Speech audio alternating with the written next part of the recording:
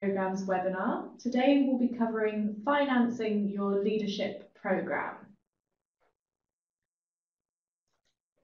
My name is Ariel McQueenie and I'm the recruitment manager for leadership programs, and I'm joined here today by Luke Ashby, who is our senior business development manager. So the agenda for today's webinar: first we'll be going over a leadership programs overview. This is to cover what we mean by leadership programs and a little bit more information about what they are and how to apply. We'll then cover financing your leadership program. So we'll be covering different ways that you can finance, including loans, scholarships, and then we'll be moving on to a little bit more information about company sponsorship, which is where my colleague Luke will take over. And then we'll cover admissions insights, so a little bit more information about how to apply and application deadlines. So what are our leadership programs? Leadership programs are aimed at senior executives who already possess managerial experience and are looking to gain skills and network in order to reach the next stage in their career.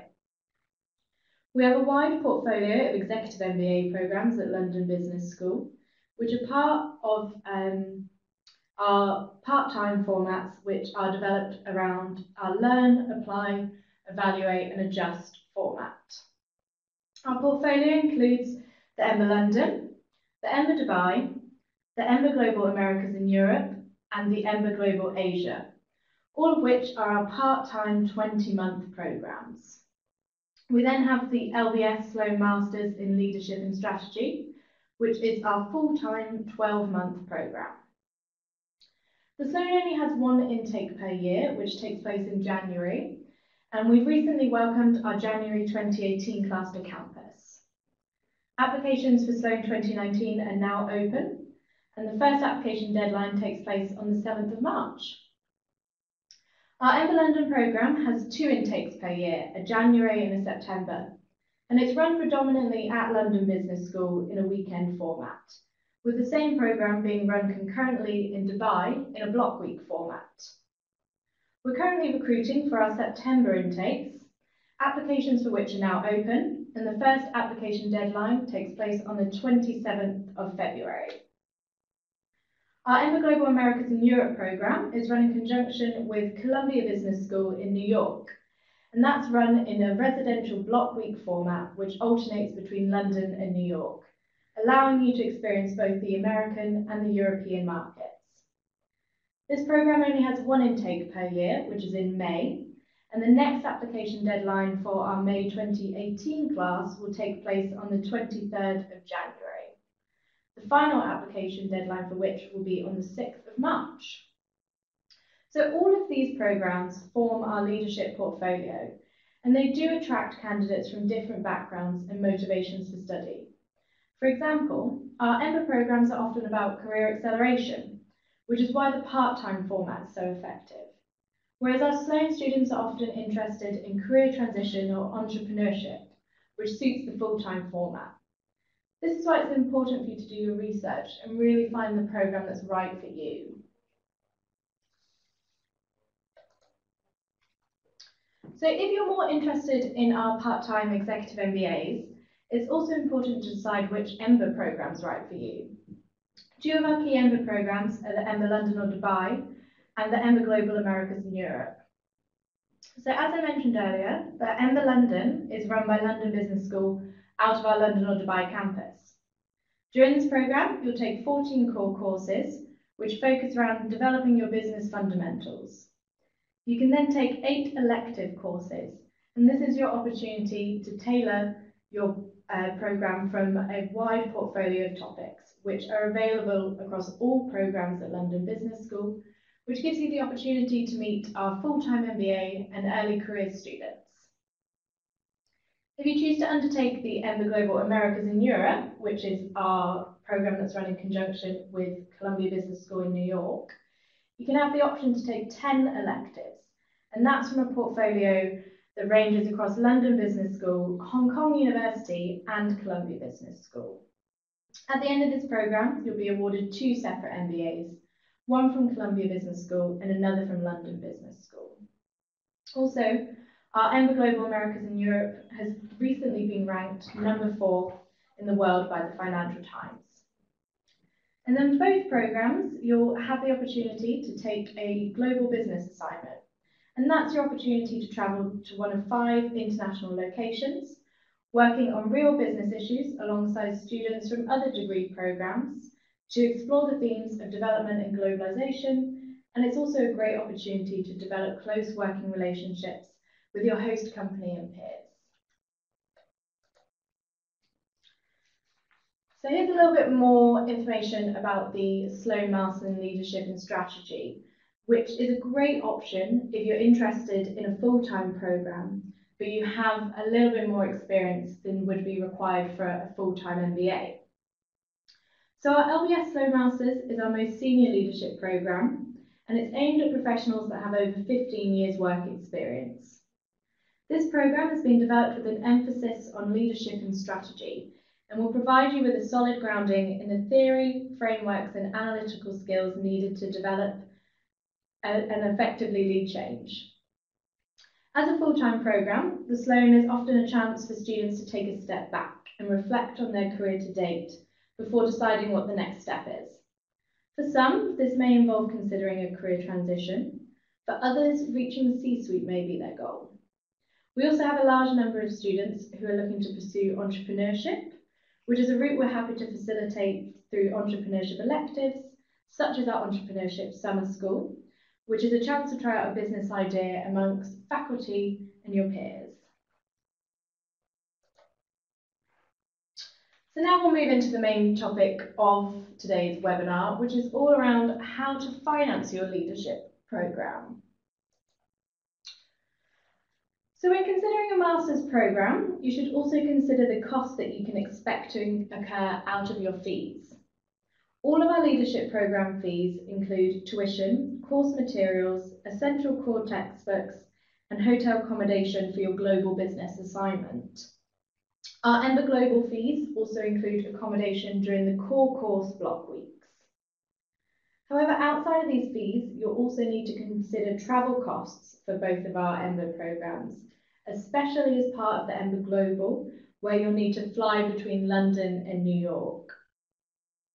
If you're thinking about undertaking our LBS Sloan Master in Leadership and Strategy, you'll also need to start considering the cost of moving to London, as this is a full-time program, so you will be required to live locally. Many of our Sloan Fellows have families, and therefore also need to consider the costs of moving a family to the UK. Our advice would be to generally budget approximately £30,000 to £45,000 for a family, or £25,000 to £30,000 for a single person in shared accommodation. With this in mind, you should also consider where you'd like to live. As the school is centrally located, accommodation in the local area can be quite expensive. Also, if you're moving with a family, you may want to live outside of central London, as you'll be able to find accommodation with more outside space and located close to good schools. Ultimately, Baker Street Station, which is our closest tube station, is very well connected and is serviced by multiple tube lines, so this means you can live pretty much anywhere in London. On top of accommodation, you'll also need to consider other monthly costs, such as utility bills, food, childcare and transport. Our Moving to London page on our website has excellent information regarding additional costs, and it also has recommendations on areas to live. I'd also recommend the gov.uk school checker for school performance tables and recommendations.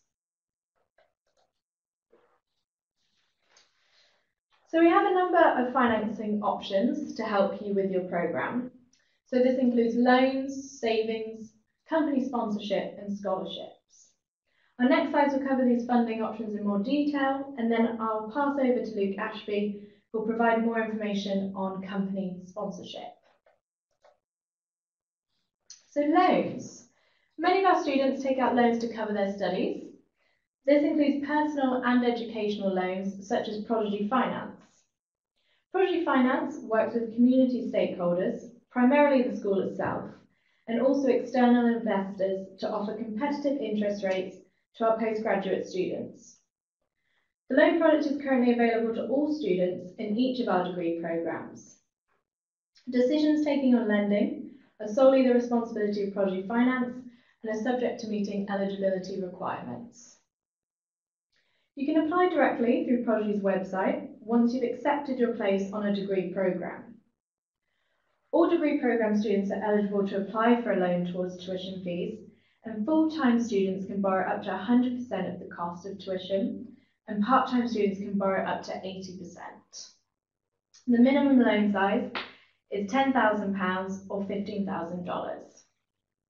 Benefits of Prodigy include an easy online application process, no repayments while you study full-time, and a dedicated customer service team. The loan is then repaid in monthly instalments after the grace period is ended, and the repayment period is either 7 or 10 years, depending on your programme and application. Although Prodigy is one area, we also consider you to research what other loans may be available to you. These may include personal loans or loans specific to your geographic area. If you're from the US, you may wish to consider the US Federal Student Loan Scheme, which LBS participates in as a recognised foreign school. This scheme is administered by the US Department of Education and provides student loans to all eligible United States citizens, nationals or permanent residents. Students can borrow up to the full cost of the tuition of their programme. For all loan schemes, we advise you to do your research early and to reach out to our financial aid team if you have any further questions, and their email will be available at the end of this webinar. So scholarships are an incredibly popular choice for financing, and we have a number of scholarships available across our leadership programmes, which are open to all self-funding students who have submitted a programme application. So this means that you do need to have submitted an application to the programme before you can be eligible for any scholarships. Our LBS Loan Master in particular has multiple scholarships of varying amounts, the full list of which can be found on our website. Our MBA London and MBA Dubai programmes also have some scholarships available.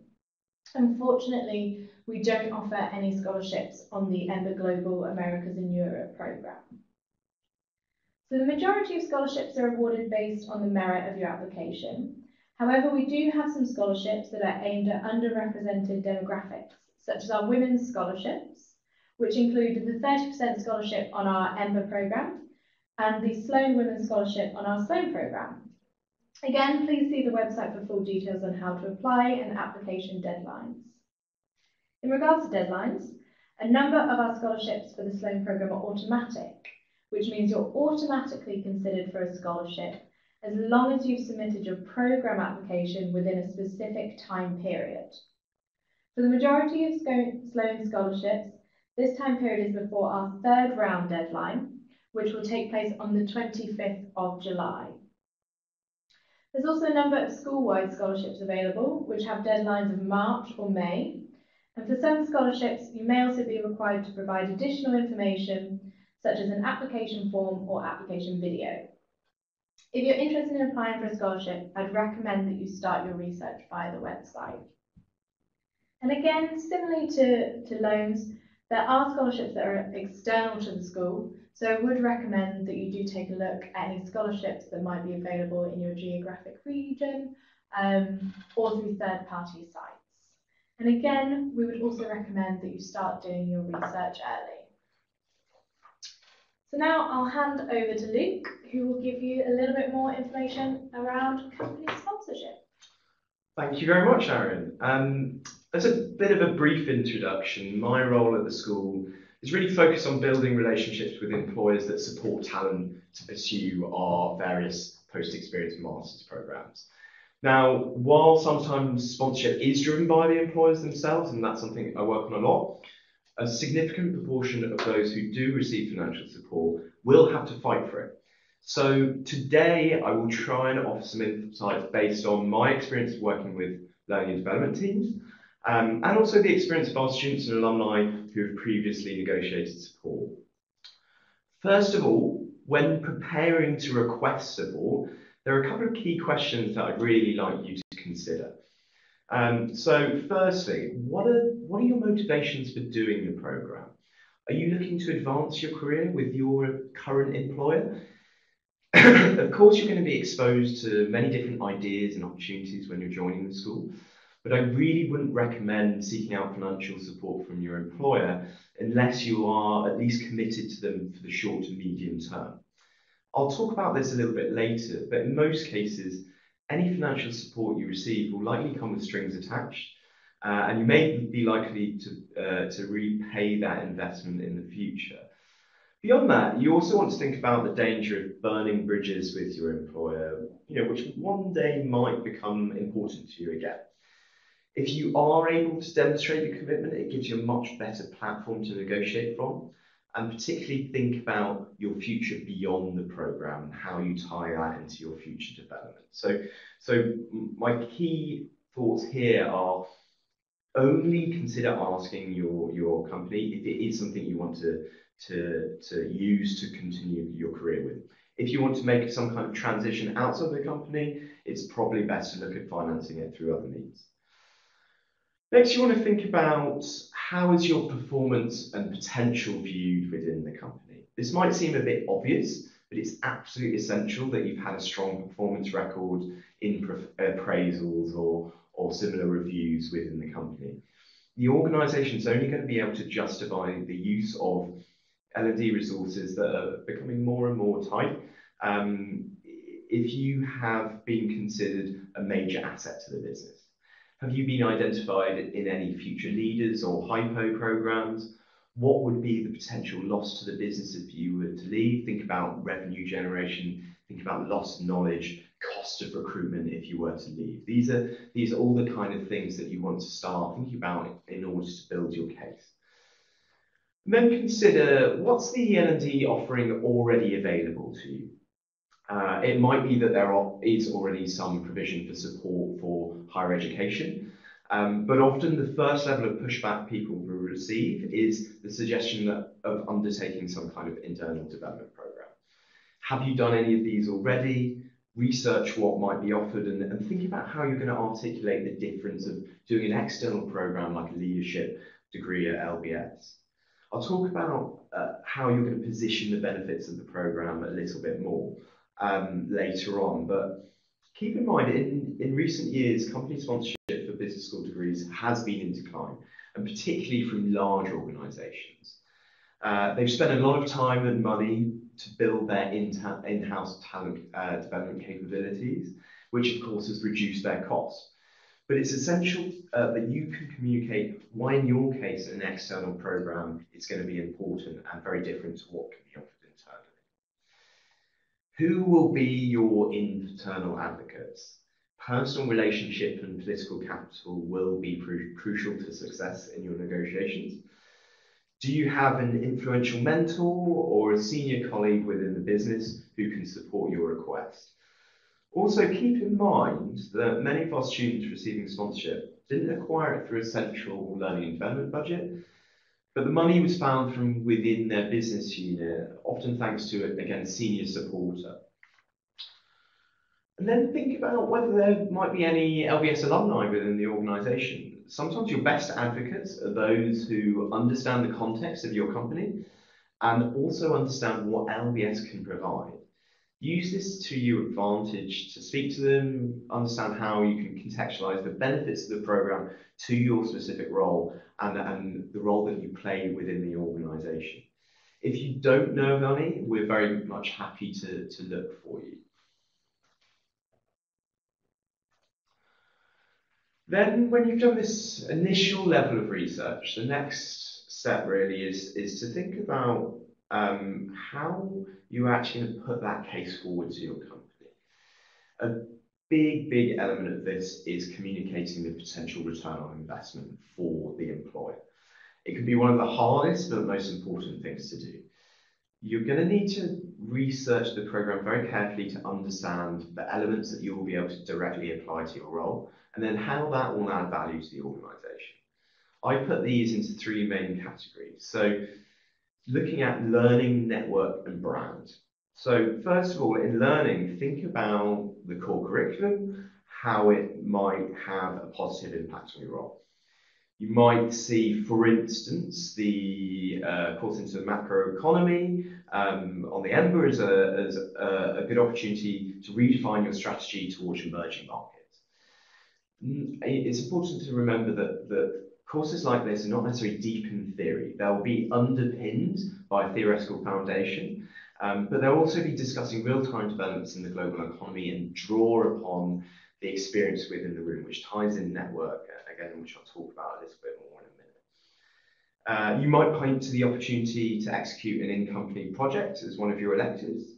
And it's a good way of thinking about this in these terms. Companies spend millions on hiring external consultants to answer strategic questions. This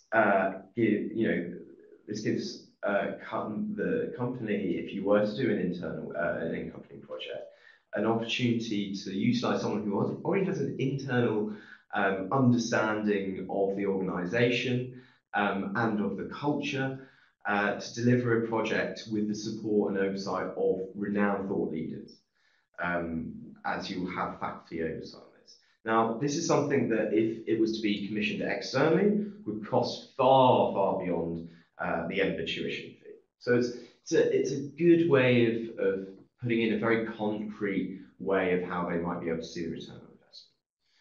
And then thinking about network, remember you'll be studying alongside professionals covering an extensive range of sectors and regions. You'll have access to 42,000 professionals in over 150 countries. And this is a very important element to decide when you're facing pushback from your employer, where they want you to maybe do an internal program instead. Nothing is going to compare to the insights that you'll get from studying alongside such a diverse group that are outside your own sphere. You'll develop the innovative ideas from practice from other industries and functions that really can enable you to drive innovation in your own business. Also consider how working alongside these people and building a better understanding of their day-to-day challenges will prepare you to understand client needs and forge better relationships within your company as well. And that might bring increase in revenues in terms of your client relationships, or it might help with obviously your internal political will and capital within the organization, which will help really put forward your agenda. Now, finally, also consider the brand that LBS offers might hold substantial value to the organization. Particularly, this is relevant if you have a lot of external visibility, and particularly perhaps if you're in a smaller business. An LBS degree really signifies enhanced credibility and reputation, and could potentially give you a better chance of attracting new clients. Then I want you to think about how you're going to align your program within the context of the talent strategy of the organization. So you need to think about how you can position the idea of you doing this program. There are a couple of potential ways to do this. So talent retention is often something that is in the minds of HR leaders, but this isn't something I'd really recommend centering your negotiation around. You don't really want to hold them to ransom in the sense of, I will leave unless you support me to do this program. There are ways to make this suggestion implicitly, but let's take more of a positive focus. So think about, will this program support you to make some kind of transition, i.e. from a functional specialist to take on more general management responsibilities? Or will the program support you in broader development, so acquiring new skills, behaviours, and knowledge that will substantially increase your performance and career trajectory within the organisation? Or the other thing that might be relevant is whether you can position it as a way to support your organisation's succession plan, particularly if you've been identified within the future leadership pipeline. Then finally, I want you to think about whether you've demonstrated your due diligence in the case that you're putting forward. As you would with really any corporate investment or procurement, I really recommend putting together research on a couple of different options, which might facilitate your development objectives. And this may well include other executive MBA programs. Obviously, they will be a second choice to the LBS option, but it's good to show that you've done your research. You might want to present this in a value curve even to show the benefits of each option, including the comparison of any programs that are internally offered. It shows that it's something you've really carefully considered and something you need rather than something you want. When it comes to your actual request, I would say from experience that those who've successfully pitched their employer for support will initially receive some pushback. Most people will be told no initially, but if you're committed to this, persistence is going to be key. And that's where I want you to think about potential different funding models as well. But do start from a position of strength. And the ideal situation is, of course, full funding. Now, to us, full funding means 100% contribution towards the tuition fee, but to some employers, this could be a substantial investment beyond that. So some will also pay for accommodation and travel expenses if you're coming to London or you're doing the EMBA Global Americas and Europe, for instance. Organisations which tend to see the most value from sponsorship also building a clear career path for you after completion of the programme. So it's really important for them to try and tie your programme to your long-term development programme within the organisation. If they're paying for the programme and then simply leave you to get on with it, there's a danger that you'll feel you have to put the work in, and all of that new knowledge, skills, networks you acquired, and not really being recognised, might lead to animosity towards your employer, which might actually lead to actually leaving the organisation. So we really encourage that this is a partnership between you, your employer, and us as the school. So thinking about not just completing the programme, but how does that tie into your future development. Now, consider that the organisation is going to want to protect its investment and therefore is likely to put a contract addendum in place to tie you into employment, or you'll be required to reimburse the contribution. And there's many different models that I've seen of companies doing this. I've seen companies that will fully sponsor someone and tie them into as long as a 5-year period. Others will have more of a tiered approach. So, for instance, if you stay for 1 year and then leave, then you have to pay back 75%, after 2 years, 55%, and so on. And there are different options that you can look at. As I say, it's better off to start by asking for full funding and then think about becoming more flexible. Now, if full funding appears to be unlikely, then do suggest the idea of sharing the burden of tuition. Partial funding has become more and more common, but again, make sure that you're comfortable with the quid pro quo in terms of the tie-in commitment.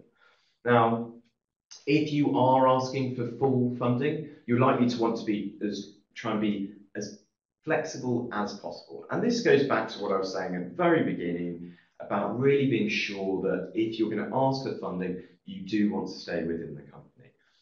If you're looking like you're going more towards a partial funding option, then actually you should look to make sure that the time commitment reflects that as well. So make sure that you're ready with the different scenarios that you might want to present if your primary option does get refused.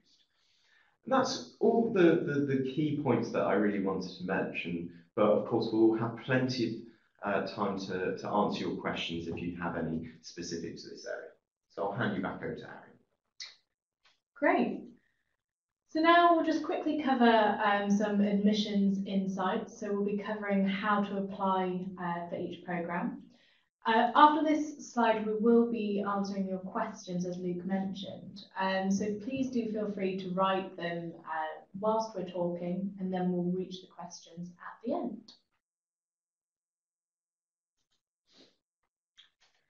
So the first step in your application process, whether you're looking at the executive MBAs or the Sloan programme, should be to submit your CV for an informal review.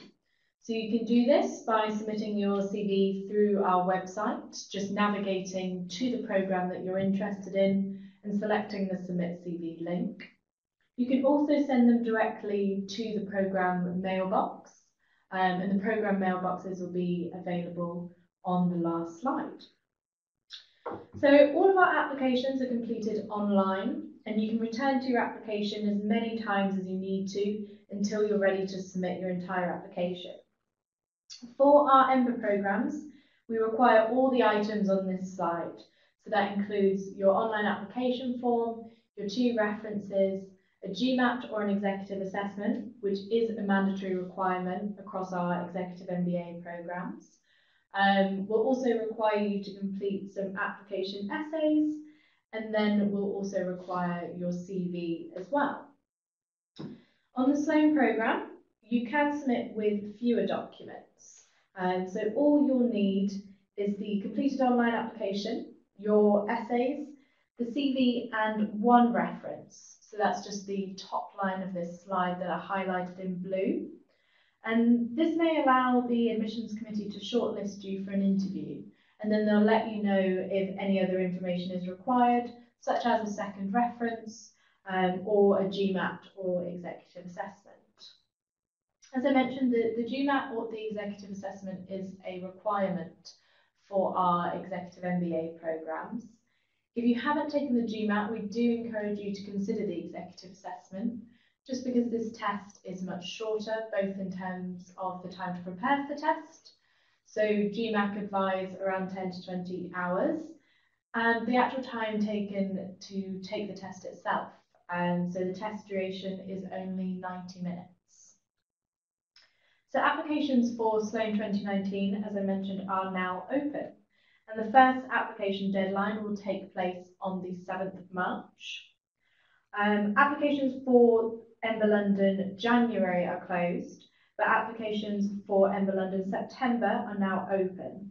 And the first application deadline will take place on the 27th of January. We're currently also approaching our 3rd deadline for the MBA Global Americas and Europe class, which is the class that starts in May. And this deadline does tend to be our busiest deadline, and that will take place on the 23rd of January.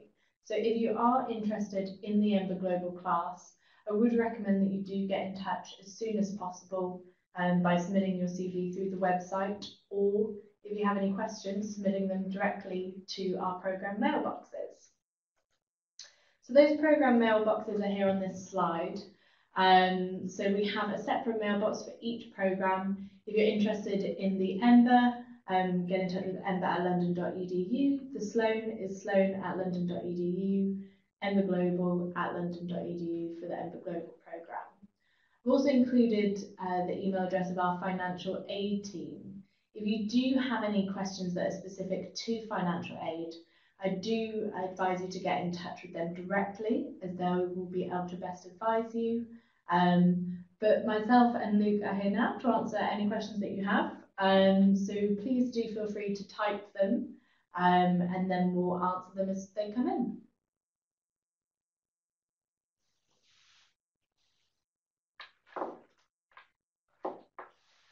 So we have had a question here about the GMAT.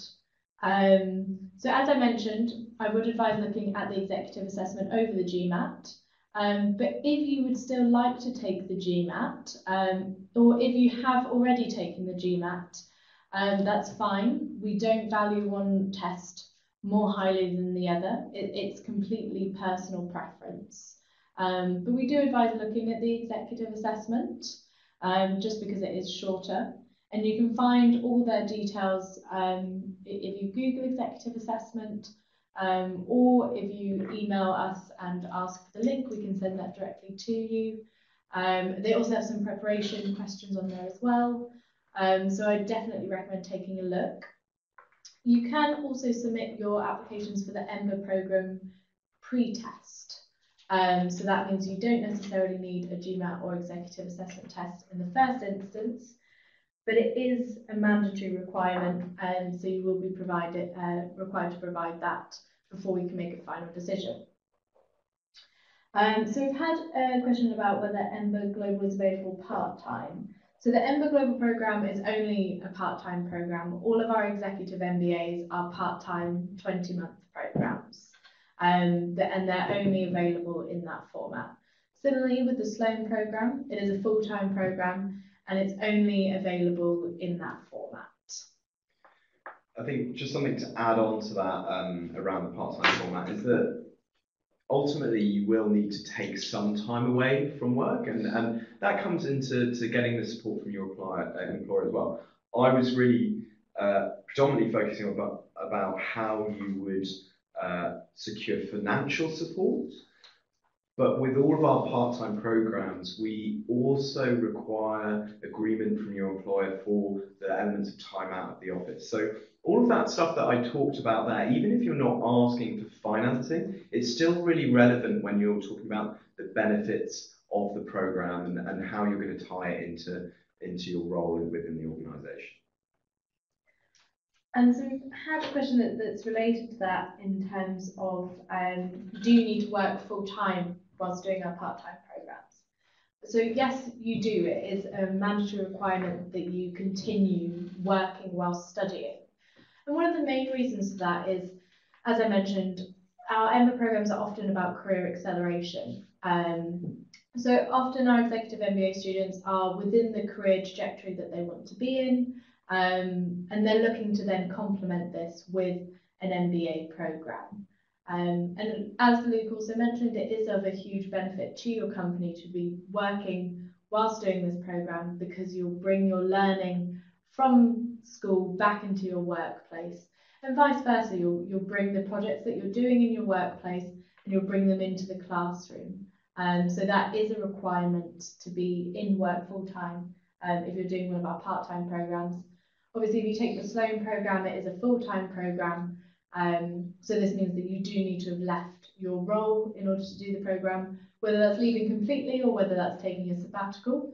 That's up to you and your company, but you would need to have left.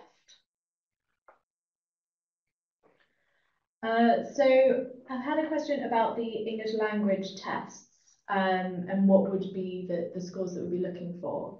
So we take a holistic approach to applications, which means we look at all aspects of your application. It's not just your scores. And this applies to the GMAT and the executive assessment as well. It's not just the score result that we're looking at. So an English language test is a requirement if you haven't lived, worked or studied in an English-speaking country for at least 2 years. But in terms of your score, that will depend on the rest of your application. So we can discuss this with you in further depth via email or via an individual phone chat. And I would recommend sending your CV across to us because then we can look at it from there.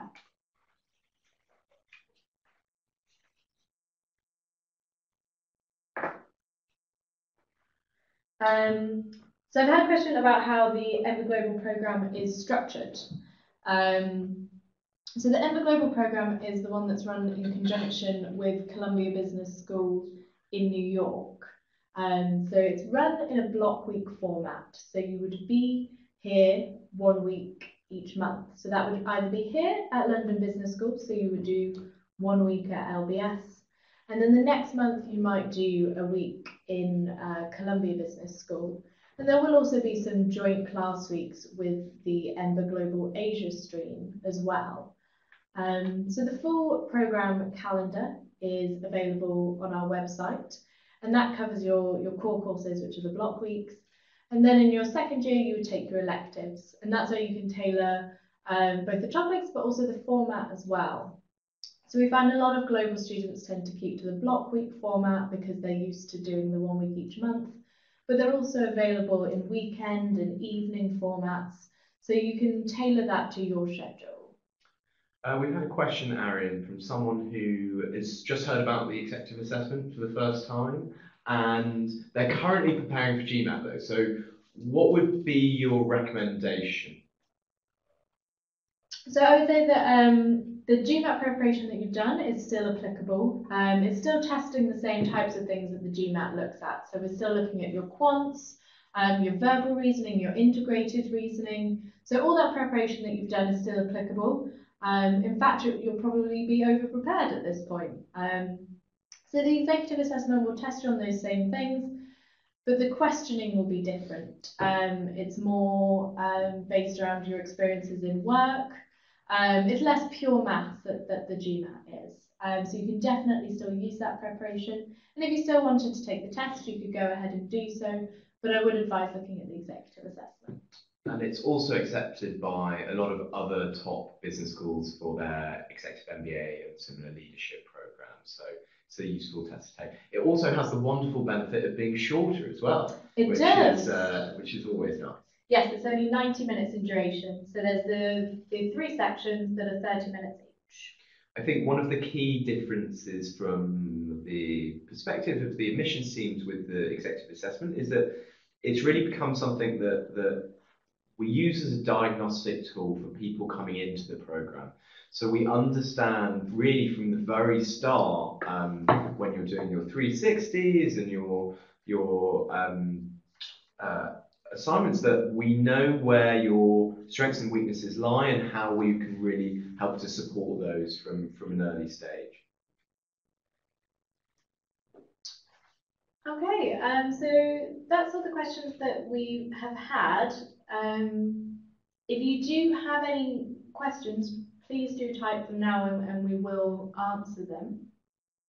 If not, or if you'd like to discuss your individual profile, you can get in touch with the email addresses on the screen.